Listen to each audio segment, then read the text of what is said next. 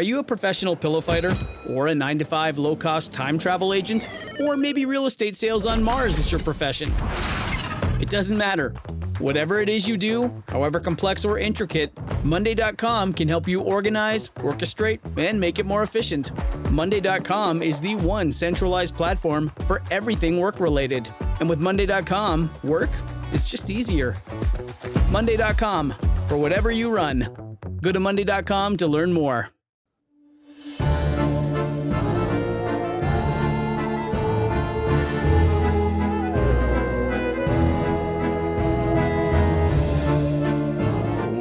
Welcome to Hello Uglies, the Dragula recap show for Season 6, Episode 2, titled Killer Dolls. My name is Joe Batanz, and I am joined, as always, by one animatronic co-host from Bloody Podcast. Please say, Hello Uglies, to the goddess of glitz, glamour, goth, gossip, and gore herself, Ms. Laurian K.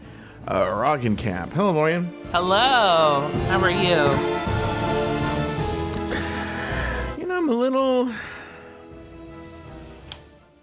I don't know, I'm not tired, but I'm just like, it's been a long week. Yes.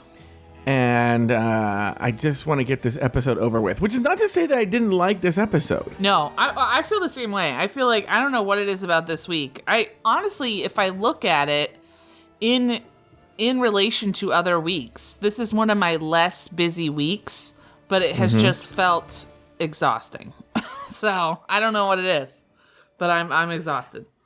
Yeah, it's the same thing for me. People, oh, Joe, you must have been so busy with all these things. I'm like, well, most of it was going to the Magic Castle in Disneyland 2 days. So, but it is exhausting. Which are nice problems to have, but it can be, it is they exhausting. Are nice problems to have. It is. Anyway, guys, Lori and I had a very interesting conversation over at Just Between Us Ghouls. Get it? Just Between Us Ghouls. And you can get that over at Patreon.com. You can get that over at patreon.com/afterthoughtmedia. Or if you're on iTunes listening to us on Drag Race Recap, you can scroll up and just subscribe there. But here's another thing, too. It's a new option. You can go over to patreon.com. You don't have to subscribe to anything. You're not subscribing. It's a one-time fee, $15, and you get all the episodes, current and future, past of the season. So episodes 1 and 2. And any future episodes will be automatically delivered to your folder over at Patreon. And so, yeah, you don't have to subscribe. You don't have to subscribe. It's $15.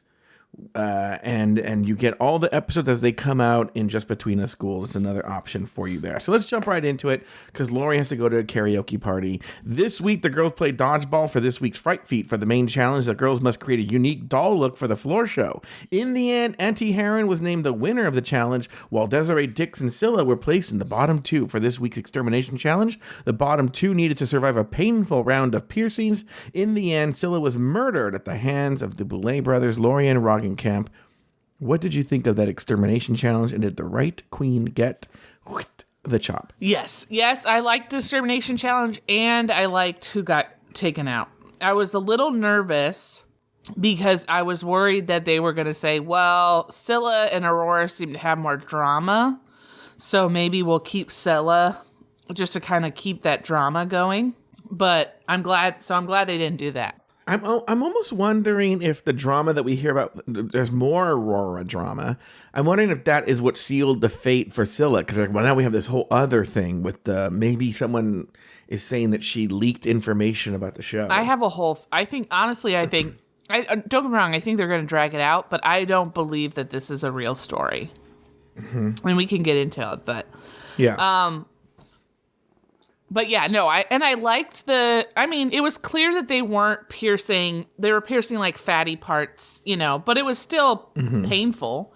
And I wish there were more stakes to it. Again, I feel like that's a note that we always have. I have to ask some questions. Do you mean, because there are several layers here, do you mean that they used stakes, that they used driving stakes no. in them? Do you mean that you wish there was a piece of meat? Do you wish that there were consequences? What do you mean here? Consequences. I wish that there was a thing where we knew for sure, like, what this, you know, we're going to keep piercing you until you tell us to stop. Or, you know, because it just seems like they just pierced them and then that was it, you know. But, again, there's never been consequences to these elimination challenges. They always act like there are, and there never are. So I feel like at some point you gotta just kind of give up and be like, all right, they're not gonna do this. So stop getting upset about it. Well, especially with these kinds of challenges, these specific ones, it's like, well, what is the criteria for them sending someone home? Because both Desiree and Scylla easily handled and gave a show when they got their piercings. So what's the, like, I wish there was some sort of, like, you know, sometimes they do this, but like the first one to make it lives, you know, like across the finish line or something like that. It's like, okay, well, they both, apart from them not doing it, what's the criteria you have for them to eliminate them? I think they know who they're eliminating before I legitimately, these elimination quote unquote challenges have no bearing aside from maybe somebody fully just not doing it, which I don't think we've ever seen. Yeah, we have. Oh, we have? Remember that one, I think it was like season 3 it might have been, when the person refused to jump out of the airplane. Oh, so aside from that, I think that they have absolutely no bearing on who goes home. Well, also, she didn't. Remember, was it Dahlia that refused to eat the food? Or she did, but she only did it half-assed or something like that, and that's why she got sent home? Or was that Victoria Elizabeth Black? Well, one of those two. There was what was her name? Oh, God, I'm going to kill myself. Oh, Loris? Loris. But she was like, I'm going to do it. But she, like, literally had this whole diatribe. Not on tonight. Yeah. She had this whole diatribe before and then meanwhile, everyone else is eating and she's doing her speech, you know. Yeah. So, but yeah, I would say barring just flat out quitting, I don't think that it has any real bearing on the swimming challenge. I mean, how would we have, and they don't even edit it to where we could see, oh, this person definitely lost, or this person definitely won. What was the swimming challenge? Or the shark. I mean, the shark challenge. Oh, the shark one. Yeah. Like, how would you lose? Yeah. I mean, guess just not doing it. Yeah. So, I mean, I guess they just, honestly, I wouldn't be shocked if they just are like, we're just waiting for somebody to quit. And then we can kick them out. We got some inside tea after we record this show usually pretty soon after the episode drops. And then the tea comes out from the Boulet Brothers' own podcast, which, by the way, I want to address this now because you were saying something about the Aurora stuff. Sometimes I see people on our Discord, or I see this on Reddit, where they'll say, the Boulet Brothers said this on their podcast. And I'm like, those motherfuckers lie all the time on their podcast. I mean, I'm straight up lie. They will straight up lie. Like, for instance, I'll give you a good example. A person wrote to us. Laura's going to be mad 'cause I didn't tell her this. A person wrote to us, and I don't, you know what all I'm going to say is the person wrote to us. Okay. All right. And this person has a connection in the show. Okay. I'll say that. Okay. Has a connection to the show. And they told me what really happened with Asia Consent's wig. Okay. They got it straight from the source, and even showed me receipts. To be honest with you, they came with receipts. Yeah. What happened? I don't want to say. I don't want to get this person in trouble. Right, I'll tell you off the air. Okay. So, receipts, everything, and the Boulet Brothers gave some totally different story on their show. You know? Yeah. The Boulet Brothers lie all the fucking time on their show. Do you remember when they did that horrible... And I don't know why people still believe them. One, remember they did this, they promised some sort of big, I can't remember now. They promised some sort of big thing, right? This big thing's going to happen. And then it didn't happen, and they made up some lie on their show. And then when the fans were like, but you said, and then they bitched out, they complained about the fans. And then actually even take this season, the Boulet Brothers openly said on their show that they wanted this season to end on Halloween. Okay. So people were thinking the show was going to start late August, early September. Well, the Boulet Brothers can talk, but ultimately Shudder and AMC Plus have their own idea of when these shows are going to air and whatnot. And so it didn't. And the Boulet Brothers, instead of saying, you know what? Yes, this is our show, but the network has their own plans of when they're going to drop the show. That's the way things work. No, they said that they never said this and that the fans made this up and that they're liars, right? Mm-hmm. But they're the liars, you know? And so the people are saying like, oh, well, the Boulets said that this is the thing that why this happened. Okay. And I'm like, I don't know if that's true or not. Yeah. I even have Asia's wig as proof. Okay. Well, anyway. So according to the Boulets, and we can take this with a grain of salt, the original plan was for the queens to go to Florida, but there was some sort of weather event that prevented that. This all makes sense. And so they had to last minute change it to Hawaii for the shark thing. And so they went to Hawaii, and Swan went, Drax stayed here, and then they came back. Who knows if this is true? Maybe it is true. I don't know. I just don't take what the Boulet Brothers say at face value. Yeah. Okay. But what I'm going to say is I'm wondering why they didn't film an extermination scene for episode 1 where the sharks eat the person.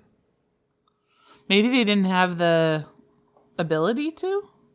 Well, you can like even, you know what's so funny is the Boulets make no sense, right? They make no sense. They're not consistent stylistically in that sometimes they want to be funny, sometimes they want to be taken seriously. Sometimes they want this, sometimes they want that. But like, it's not like this show is like a super serious show, you know? And so like, it'd be even funny if they just showed like really corny B-roll of the person being torn apart, you know, from some cheesy horror movie, right? We would get it and it'd be funny. You're right, because I feel like this season, they're really throwing a lot of praise towards Aunty Heroine and saying, oh, she's pageant, she's camp, she's all this. And it's just like, how is that part of what you guys like?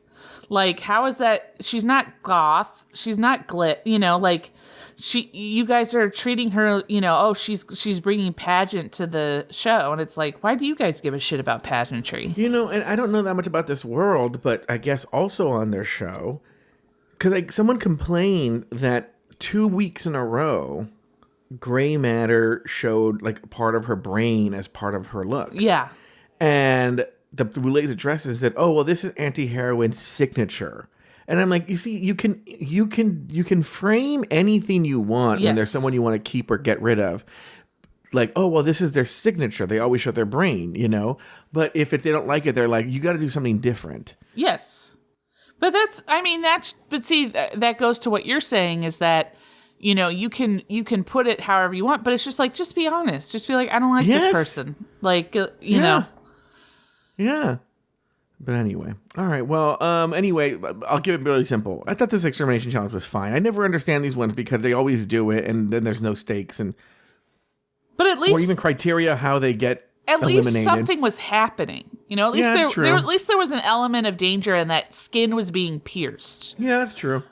And yes, the right queen went home. Even though I will say you get into this weird thing where like it's great to see justice served to annoying little shit like Scylla. Yes. But then you're like, well then at a certain point is the show just going to get boring? Can you imagine actually as much as we hated JK last season, can you imagine that season without JK? It would have been like a fucking snooze fest.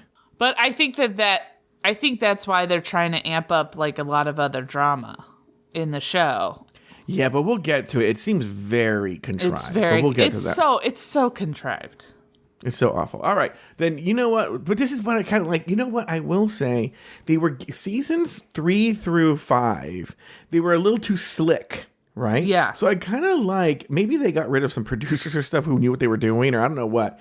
But I like that the Boulets now are in more control, so they're making more stupidity decisions where you're like, this is so obvious what you're doing. Because, you know, I'm sorry, I want to harp on this. I said this last week where I said, I can't believe they showed us the cameras and the director chairs and the crew standing right outside of the lab. And I know, look, intellectually, I know that, yes, there are cameras there and that there's crew and everything around. We know this. We know this with Drag Race. We know this everywhere, right? But there's something about just that fourth wall and the illusion. If you just buy into it, you forget and you buy into the drama. And the whole time I was watching these scenes in the lab, I was like, there's literally 30 people standing 3 feet from them, and it's obvious. But see, that's what I think is so funny about the Boulets is exactly what you were saying, is they want to show you their right hand and their left hand at the same time. Like, they want to tell you all this stuff is real. You know, these are all high stakes, but it's also fake and nothing matters. Like, it's a weird contrast. Yeah. All right, and then we're going to take a break. When we come back, we're going to talk about the rest of the episode.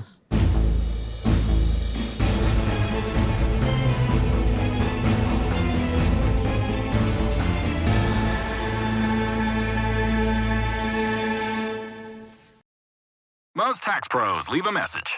It's Jane. I'm moving on to a TurboTax expert who beat your price. Adam Devine, tell him how I feel. Hey, tax pro, she's been thinking twice. Best believe TurboTax will beat your price. This is a tax break. Switch to a TurboTax Live expert and we'll beat what you paid your pro last tax season. Make the switch at TurboTax.com/beatyourprice. TurboTax full service only. Sign up by 12/20/2024 and file by 4/1/2025. Full details at TurboTax.com/beatyourprice.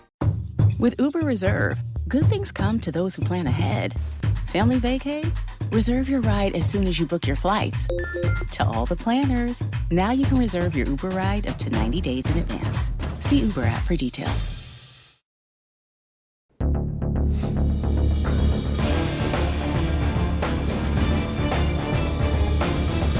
And we are back. This week, did we do that already? Yeah, we did that. For this week's teaser, we enter the parlor of a haunted house where 2 creepy doll versions of the Boulet Brothers introduce this week's episode. After the extermination, the girls gather in the lab to recap their experience. The girls wonder who went home, with Asia guessing Severity went home, while Scylla hopes that Aurora was murdered. Pie comes for Asia consents Art the Clown look. Everyone tells Scylla she would have been on the bottom were it not for the Scroll of Immunity. Desiree Dick fights with both Grey Matter and Jaharia. Majesty explains why he voted for Pie to be put up for elimination. Jaharia calls Pie fake, and finally Aurora Gosmic triumphantly enters the lab, explains what happened at the extermination challenge, and announces that Scylla is now on her shit list. You know, connecting to what we just said right before the break, this is what I'm talking about. Was like, in a weird kind of way, too much happened during this. Like, a ton of little fights happened that didn't finish, that went nowhere, and then and apropos of nothing, a new fight would just start. Yes. But what did you think of this, Lori? Well, can I be honest with you? I thought the opening sucked. I thought the opening, for some reason, those dolls looked like they were so incredibly hard to move their mouths. It just like at first it just looked like you could see the struggle to move those, like the mouths didn't open all the way. And then at one point they just didn't even bother when they were laughing. They just didn't even bother opening their mouths. So they would just do a wide shot of them laughing, but no, the dolls wouldn't move. And it was just like, why do we have this? Like, what's the point? Well, what's funny, I don't know. I don't know why, because I have a puppet similar to that, as we know. His name is Timmy Trumpet. And his mouth moves quite wide. So I don't know who made this puppet that it didn't move as much. Yeah. I don't know what was really weird. It barely moved. It looked like Frankie Valli singing. Honestly, I saw the struggle. That was the thing that took me away from it, was I could see somebody behind it trying to crank open this thing. And then we cut to the workroom and they have these actually nice looking dolls that are like Barbie doll almost. And it's just like, why didn't you just use those? Like, you didn't have to open the mouth. Like, you could have just shot those dolls. I see what like, you're saying. Why didn't you just use those dolls? Those dolls look super. I will say this. One thing I'm really liking is the merch. The stuff that they're showcasing, I'm like, oh, I would get that. I would for sure. So, I mean, that's, I guess, a benefit. But yeah, no, the opening I just didn't it was just not produced very well. The execution didn't go through. In terms of the teaser, I really had no strong feelings for it. And this is almost weird to say, but like I consciously had no strong feelings.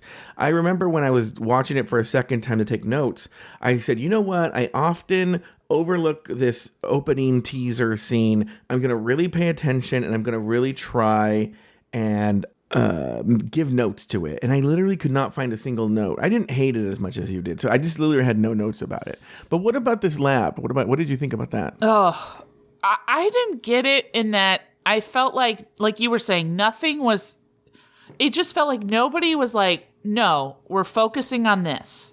Like when, I forgot, I think it was, I don't know if it was Majesty or who asked if Scylla didn't like Aurora in real life. Like if it wasn't, if they had like an issue.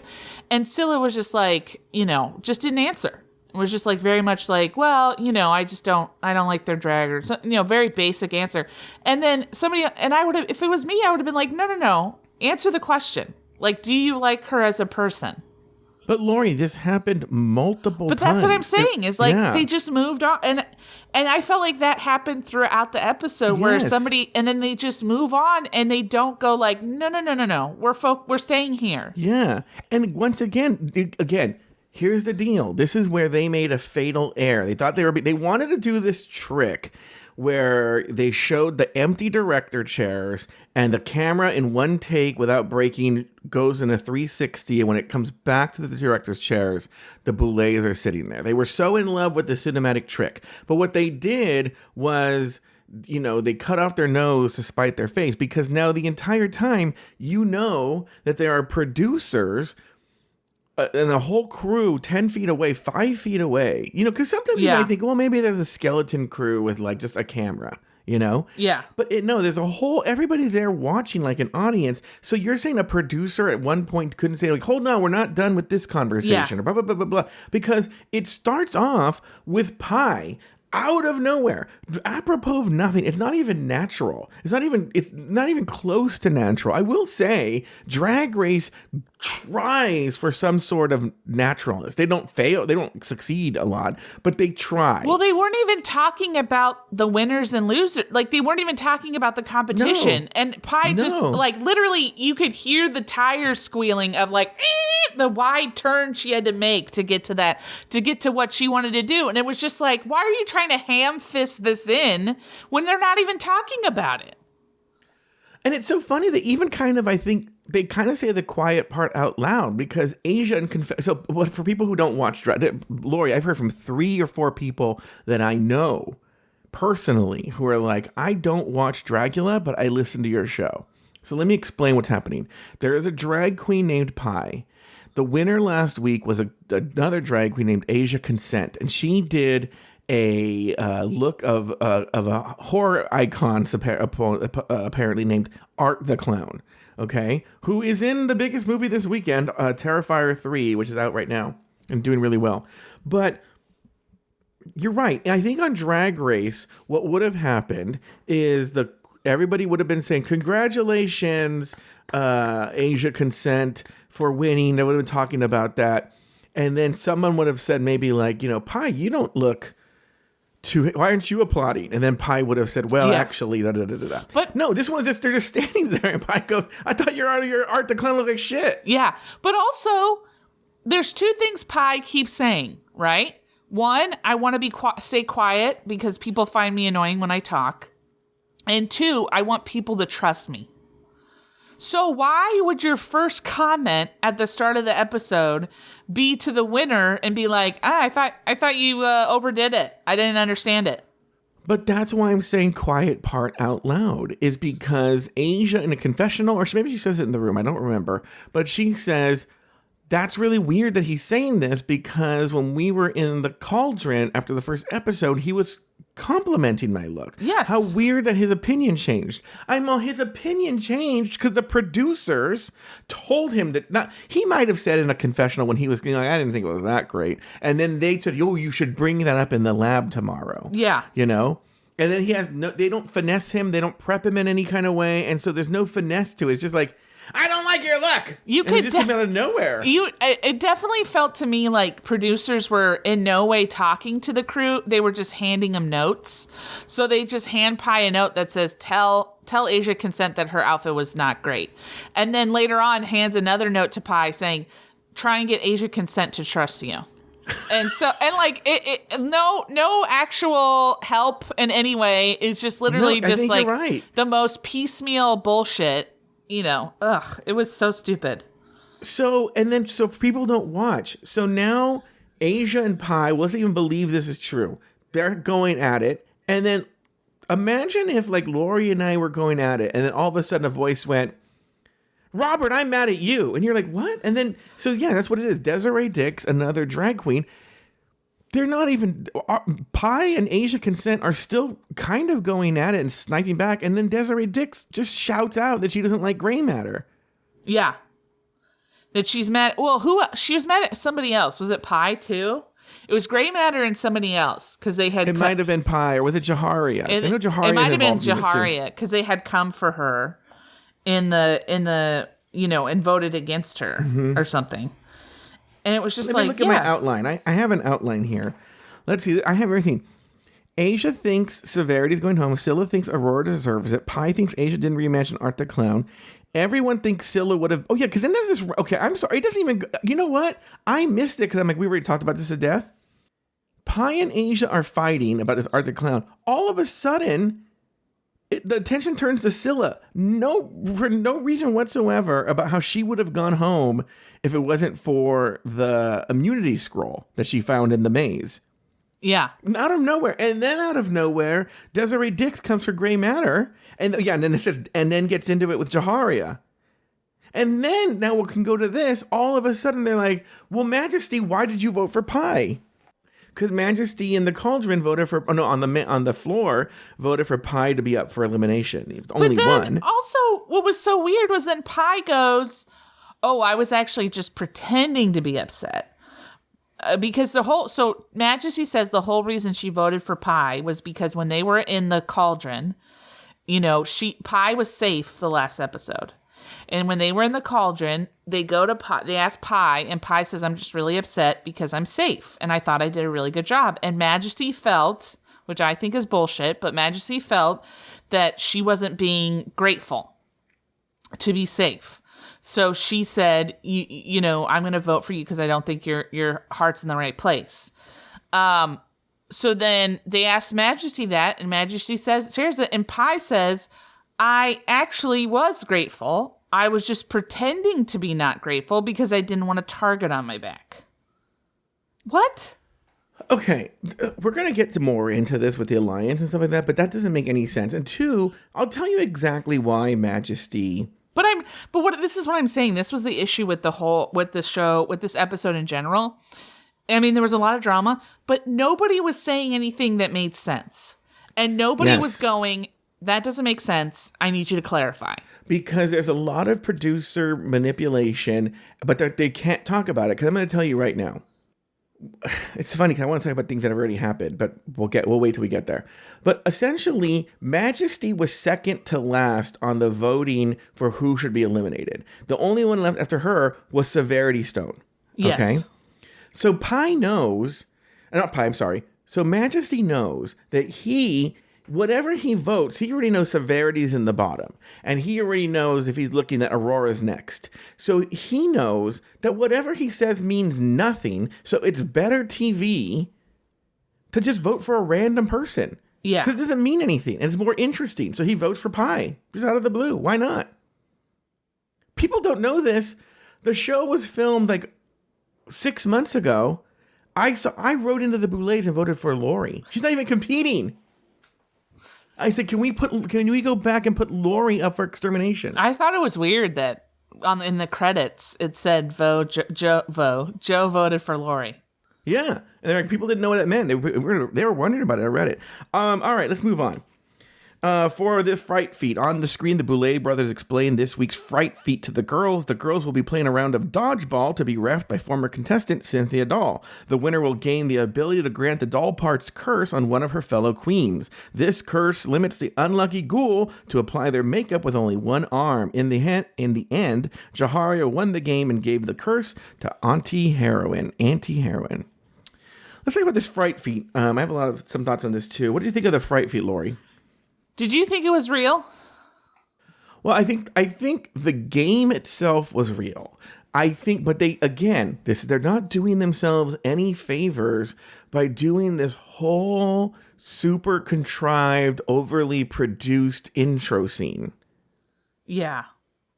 What did you think? I thought it was real until we got towards the end, and then I feel like they selected who they wanted to win.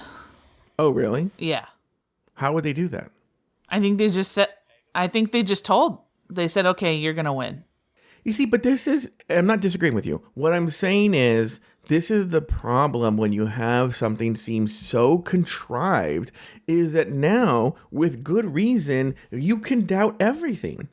Because the way they shot it and the way it was so overly produced, you're like, well, am I watching a real competition or am I watching something fake? And not only that, I think this is a guess.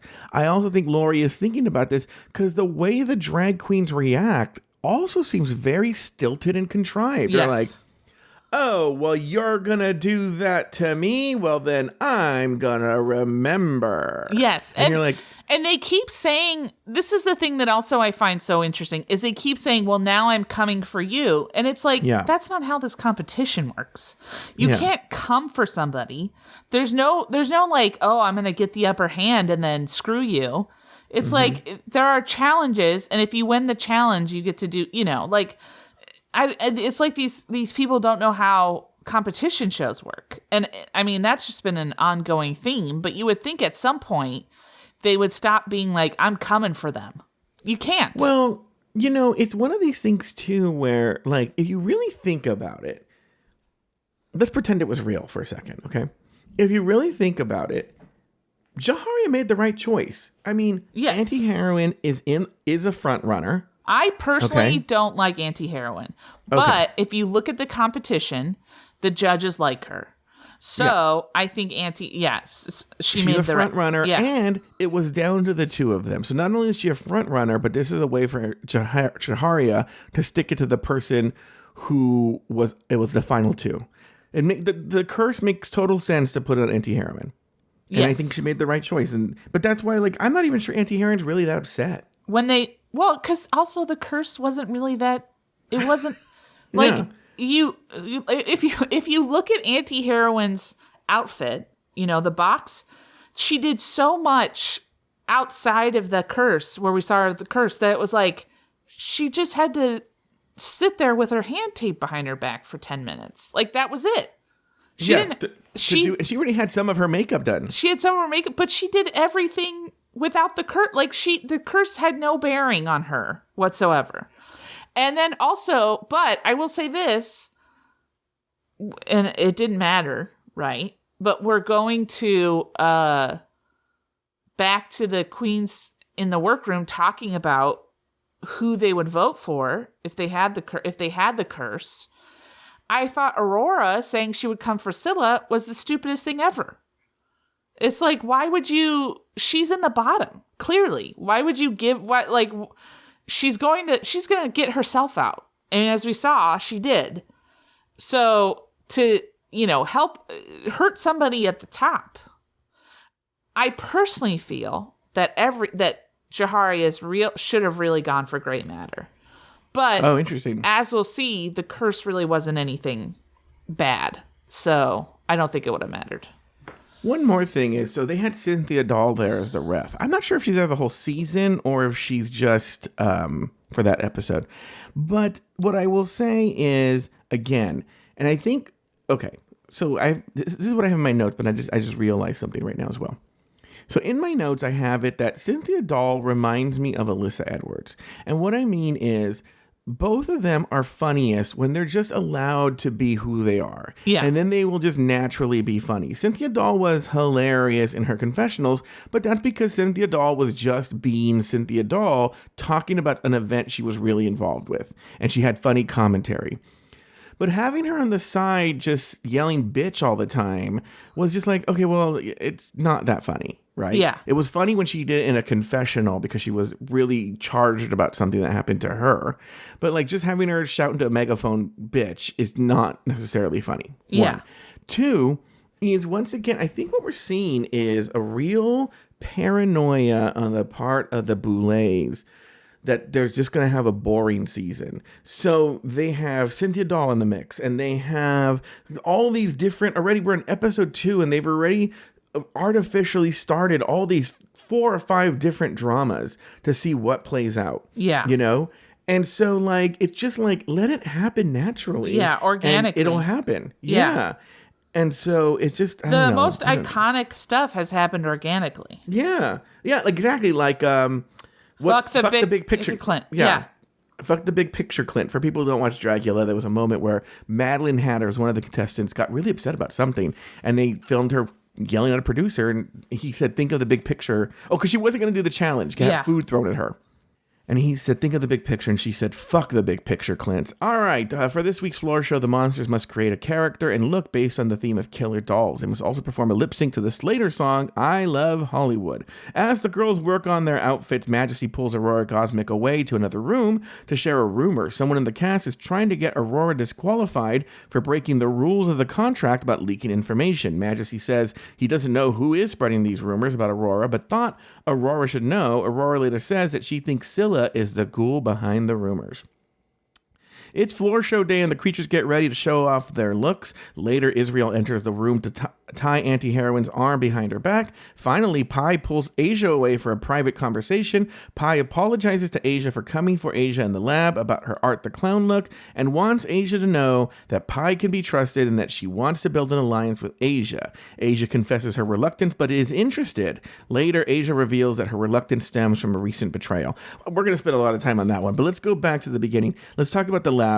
Nothing happens in the lab. So people who don't watch Dragula, all you ever see in the lab is this music play and people fake working on things. But then there's a moment, again, artificially contrived, is Majesty goes up to Aurora Gosmick and says, can I talk to you? Takes her aside and says, listen, somebody told me that you broke the rules. First off, she says she overheard 2 queens talking. That's what she first says. Yeah. Yes. Yeah. And then what's funny, she goes, I heard that you broke the rules and you leaked information about being in the cast. And that's what they're talking about. And then Aurora goes, who said this? And she goes, I don't know. You tell. She says, you tell me. And then in a confessional, she says, I actually don't know who it is. So she's lying. She goes, but I want to see if it's true. So she's totally making this up. But it's not made up. It's not made up. It's a producer, Lori. But the thing that pisses me off about this whole thing is that Aurora didn't go, no, you tell me. Who said that? Like, I would have been, if this was me, I would have been like, no, Majesty, let's go to the producer right now, and you're going to tell me who the fuck said that. And at no point, she just went, oh, I can't trust anyone. And so then it's like, either you did it or you didn't do it. Like, it makes no sense. Because 100% a producer told Majesty that, listen, there's this thing, we're hearing that this happened. Can you go confront her about this? But don't tell her that we told you. But again, a good producer would make up a way that Majesty found out, but they just hang her out to dry. And she's like, I overheard it. It reminds me of, like, remember this episode of The Simpsons where I think Homer goes to the post office to pick up, he wants to intercept Mr. Burns' mail or something.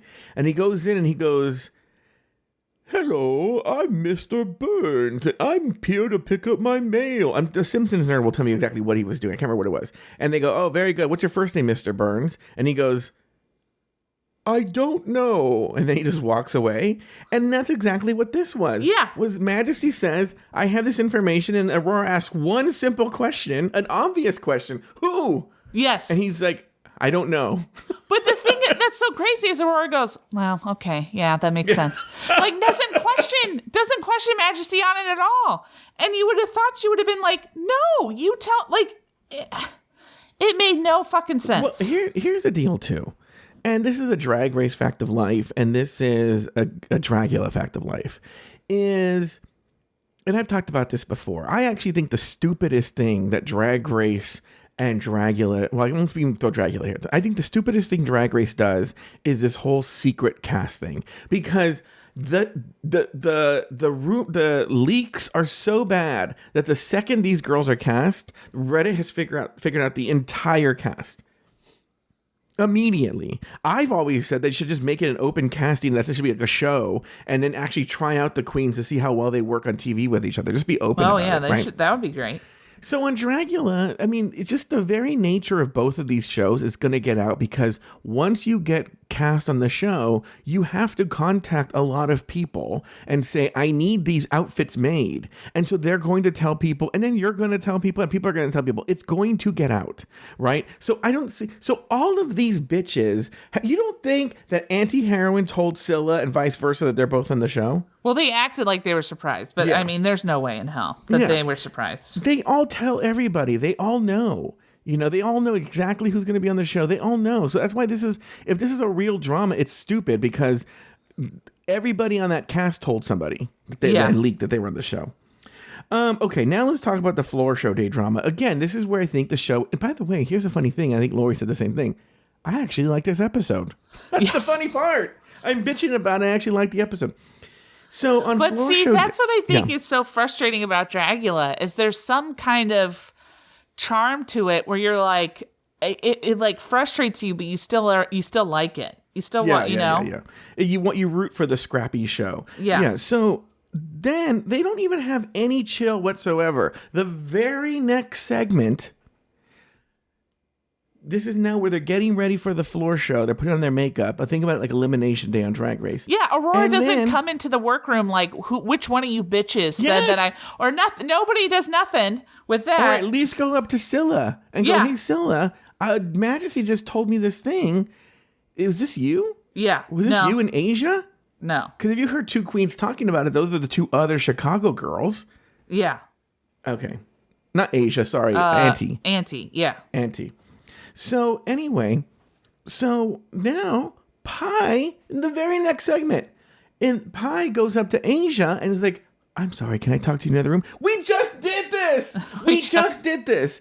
And now Pi pulls Asia aside, and there is so much weird bullshit in this conversation that it's going to take a day to analyze this. It's so essentially, Pi pulls Asia aside and says, look, I'm sorry I did that to you, but I realized I was wrong to do that, but that also you and I need to work together.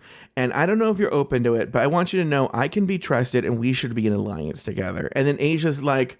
She tried to frame it like, you now have a target on your back because you won a challenge, so let me be in your alliance so I can help you. It's like, how can she help you? That's what I want to get to. That's what I want to get to. And then Asia, but then this is where it gets even weirder. Asia's like, I don't know if I can trust you. And then breaks down in tears because she can't trust Pi because her boyfriend of X number of years cheated on her. That's what I kept thinking, is an alliance code for fucking?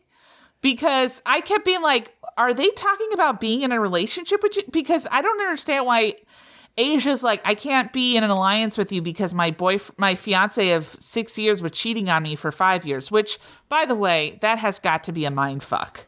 If you found out that the person you were going to marry has been cheating on you for almost the entire relationship. Ixnay on the fiance cheating, Why? I didn't want to have to do this today. Star and I have been fucking for 5 years. Oh, wow. Wow. And this is how I find out? Yeah, but Pi wants you to trust her. Okay. And by pie, I mean actually like a pastry that's filled with fruit. A piece of pie, yeah. Well, now I just got nauseous. So that's like your Ozempic. Yeah.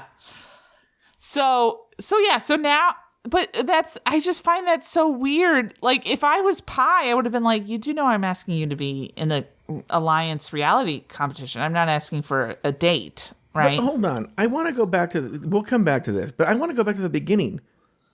What the fuck good? This isn't Survivor or Big Brother. What good does an alliance do on this fucking show? But that's the thing is, like, none of these things relate to the show. That's what I'm talking about, is that they keep making these threats and these promises, and it's like, that's not how this show works. You guys supposedly watch this show. Yeah, this isn't All Stars rules from Drag Race. This is they did this last season too. There was one episode where they voted. They did it last season. They did it again. Maybe they'll vote again, but even then, it's just one vote, and you have to build a strong alliance to have for what? What good would a fucking alliance do on Dragula? Nothing. It wouldn't do anything. I mean, look at Aunty Heroine and Scylla. They supposedly are. Aunty Heroine's her godmother. And, you know, drag mother. And the best that we can, the best thing she's ever done was at the end of this episode when Desiree Dix was coming for her, Aunty Heroine was like, well, what have you done? Like, basically as like low energy as possible, you know, try to defend Scylla. And it was just like, that's supposedly an alliance. How did that help Scylla? Yeah. And also, you know, here's the thing too. And I think Asia might have brought this up, but like, why would she need to pull Asia aside to apologize? Why not just apologize in the room in front of all the girls? Yeah. But also, why? I would have, if I was Asia, I would have been like, why'd you? I even think she brought that up. She goes, why did you say that? And Pi didn't say anything. Again, Asia doesn't follow through and go, no, I want to know. Like, you have to tell me. Like, I need to know. None of it makes sense, Lori. None of it makes sense. All right. Well, now it's time for the floor show, Killer Dolls. Once again, I pulled the looks. I contacted our ghost host, but he only did the tops and the bottoms, the ones who were on the stage. Did you have any looks of those, Lori, that you wanted to talk about? I don't want to do this ghost host bit because we all know it's just you trying to gaslight me again. Describing the looks? Oh my God. Oh, no, I thought you were talking about the... No, I think you're really paranoid. No, I'm talking about, were there any looks you wanted to talk about? So here's what you were able to talk about. Pi, Grey Matter, Jaharia, Aunty Heroine, Scylla, and Desiree Dix. Yeah, I'm fine with that. Oh, we want to do all of them? Oh, you wanted me to talk... Oh, I thought you were saying... No, were there any of those that you wanted to talk about? I would say maybe just the two top and the two bottom. Okay, so or who we feel, because I guess we don't. There's really not a two top, two bottom, but who we feel. Who did you think was in the top? I thought it would be Grey Matter and Aunty Heroine. Well, no. Well, personally, for me, I didn't think Aunty Heroine was in the top, but Grey Matter. But she won, so you might as well. All right. So let's do Aunty Heroine because she won. So here is the ghost host describing Aunty Heroine's look. Aunty Heroine emerges from the box as a truly unsettling jack-in-the-box nightmare. Her look features a traditional clown jester outfit with puffy sleeves, oversized gloves, and a ruffled collar, all done in a vibrant yet eerie palette of reds, blues, and yellows. Her twisted face is painted with a grotesque precision, despite the challenge of only using one hand, and her body, attached to a spring, sways ominously from the box as if ready to pop out and strike fear. The oversized, exaggerated elements of this look turn a playful childhood toy into something sinister and deeply disturbing. Oh, very interesting. Lori, you said you didn't really like this look. No, it wasn't a doll. It was a jack-in-the-box. And it was boring. I mean, all Aunty Heroine did was just lean back and lean forward. That was it. I actually liked the look. I agree, it wasn't really a doll. But, you know, this is one of those things. And this is one... Okay, I'm going to actually acknowledge that I don't know exactly how Dragula works. What I'm going to do right now is do my drag race knowledge and put it onto Dragula, but I don't know if this is the way it works. But on Drag Race, the girls when they get the directive of what the looks are going to be, they get a general idea of what it is, but they don't know specifically. So it might be like 80s Malibu beachwear, right? But that's going to be a Barbie challenge, right? Uh-huh. And so I don't know because what if they did that for Dragula? And so the girl, because it's weird that a lot of girls did clowns. So what if they got like a really vague directive that they interpreted to be clowns and not necessarily dolls? Yeah, I don't know. But I do think that, I don't know if Swan or Dracmorta was like, kind of see what everyone else is doing and plan, But by this point, they've already brought their look. That's another weird kind of pretend like they make it in the room thing.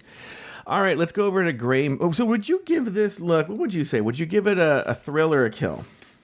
Personally, I say kill. Okay, kill. All right.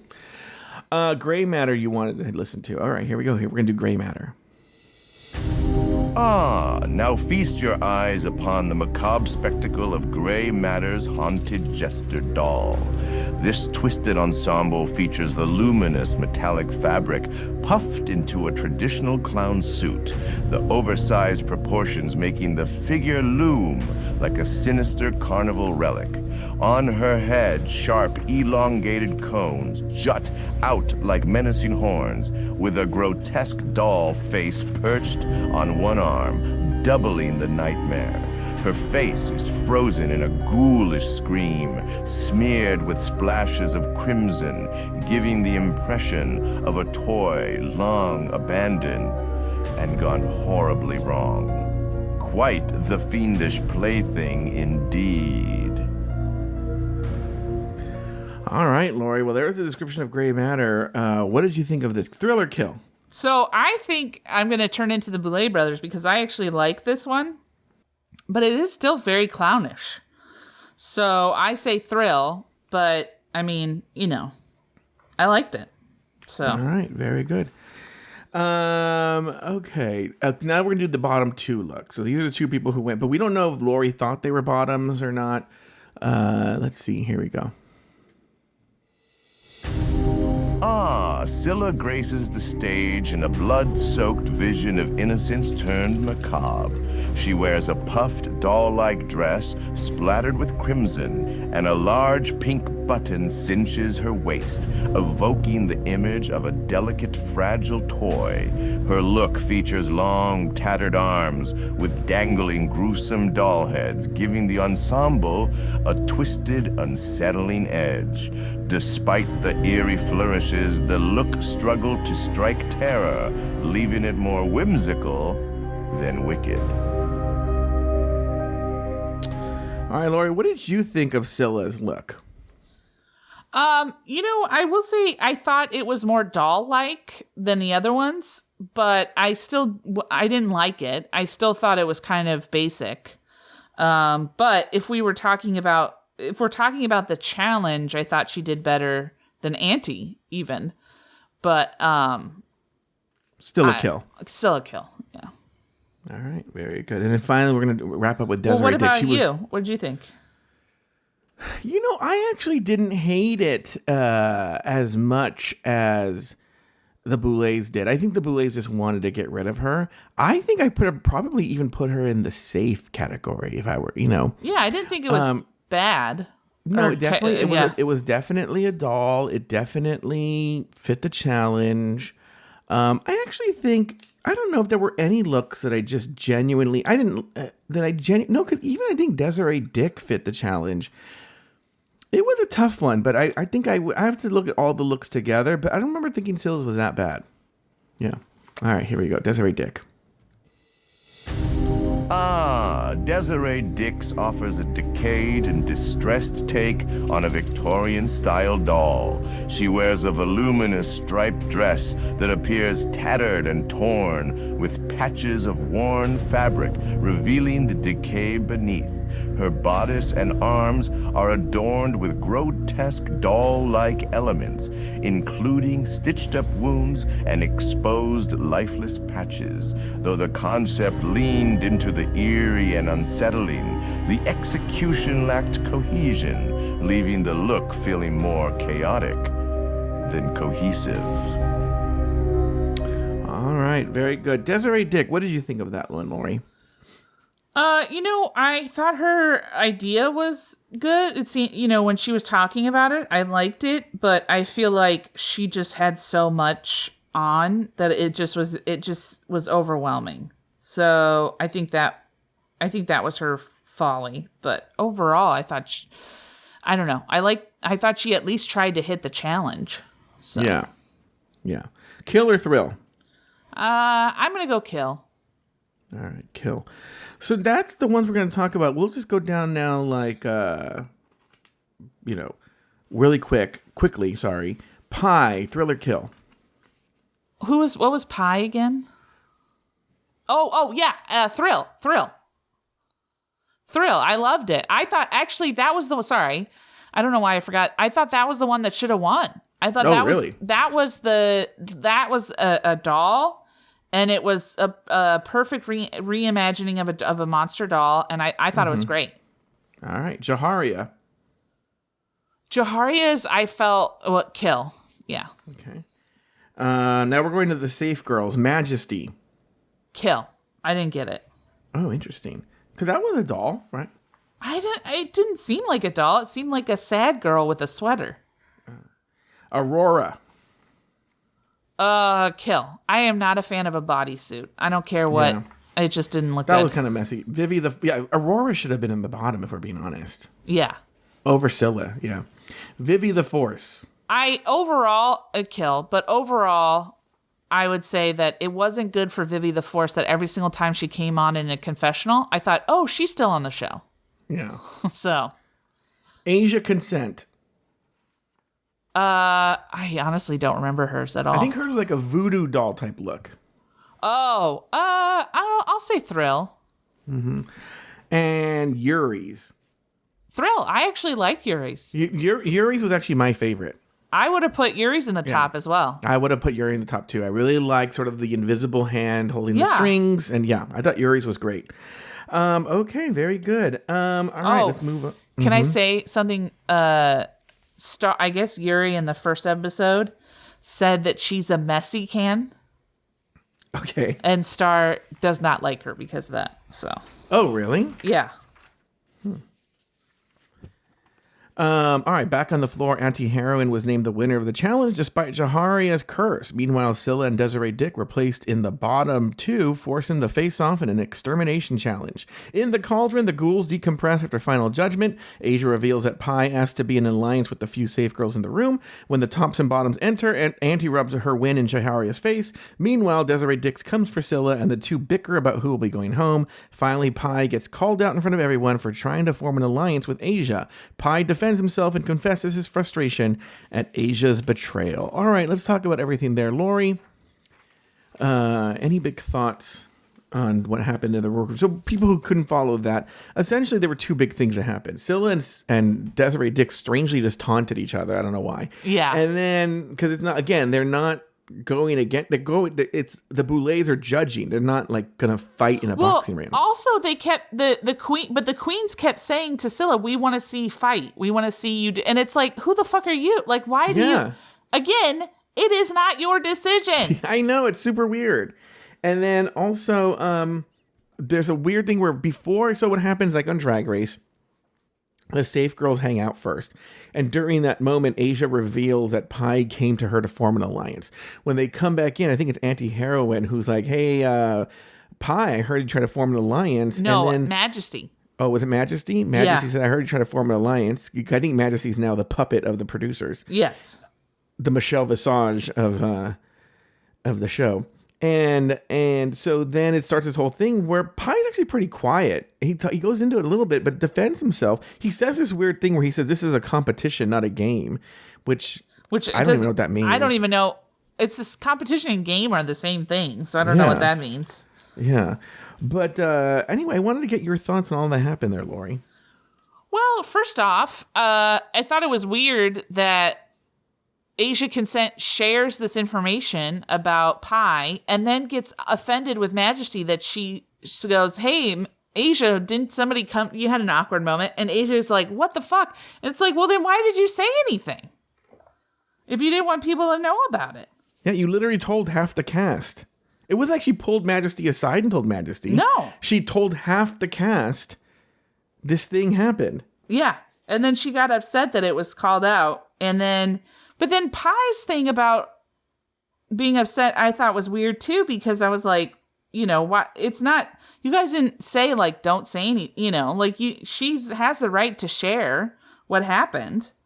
So it didn't make any sense. If I was Pi, I would have been like, oh, really? Maybe you just don't trust me because your boyfriend cheated on you for 5 years. Yeah, I love that she said you told me things that you hadn't shared with anyone. And I was like, I would have been like, it's all's fair in love and war. If you want to share your shit, my shit, I'll share your shit. So yeah.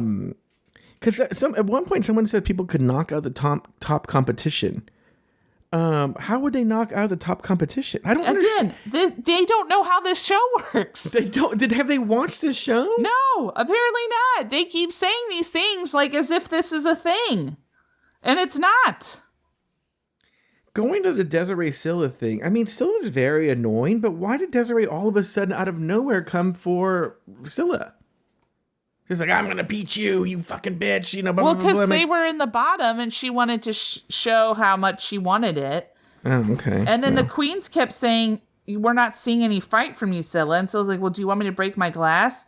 And somebody said yes. I forgot who it was. And it's like, what does that prove? Like, you guys aren't the deciders. And then, you know what we didn't talk about was during the final judgment, Desiree Dix, when she gets a negative critique, she breaks down, and then Jennifer Tilly has to like comfort her. Jennifer Tilly just shows up on stage. She's she's sitting in the judge's corner, and then all of a sudden she's on stage hugging her. I didn't get that. It's super, super weird. All right, for this week's Extermination Challenge, Desiree Dix and Scylla must undergo a painful series of piercings on their bodies at different points and ever-increasing gauges. In the end, Scylla is murdered as she films her confessional about her Extermination Challenge experience. Lori, any final thoughts on the episode? I will say the confessional was a little bit of a switcheroo, because when they did that, I thought, oh, maybe Scylla isn't the one going home. And then they show her getting her throat slit. And I was like, oh, thank God. So. Yeah. All right. Well, we only had one call this week on speakpipe.com/afterthoughtmedia. If it's somebody from the Drag Podcast Federation, I don't want to deal with it. Hi. It's me, Hergensch McFlurgan, from the Drag Podcast Federation. I have this week's answer for the thrill and kills from the official Drag Podcast Federation press release. Here we go. Pi, thrill. Jaharia, kill. Aunty Heroine, kill. Grey Matter, thrill. Scylla, kill. Desiree Dix, kill. Majesty, kill. Aurora, kill. Vivi the Force, kill. Age of Consent, thrill. Yuri, thrill. Lori Rockingham won last week with 100%.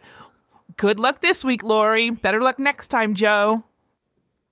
Lori, I'm going to tell you. You are literally reading these. This is what he does. He reads these, and then he'll go back and do AI and pretend like he switched his voice. And I have to watch him read these and then hear him go, oh, Lori, I don't know what's happening. I don't know how you're winning 2 times in a row. We should film these because then people would see the truth. We should film them. Because people would see the truth and how you're gaslighting me. I am not gaslighting. You're gaslighting me. No. I don't even know what you're talking about with AI. That's going to do it for this week's episode of Hello Uglies. Be sure to join us next week and every week as we can. By the way, there's not going to be an episode. There's going to be an episode 2. I just didn't have time this week to make episode 2. Did you listen to episode 1, Lori? No. Of Lori, the robot? Oh. And every week as we continue to discuss, dissect, and deconstruct each brand new episode of Dragula season 666. So for Laurian K. Roggenkamp and myself. So long, uglies!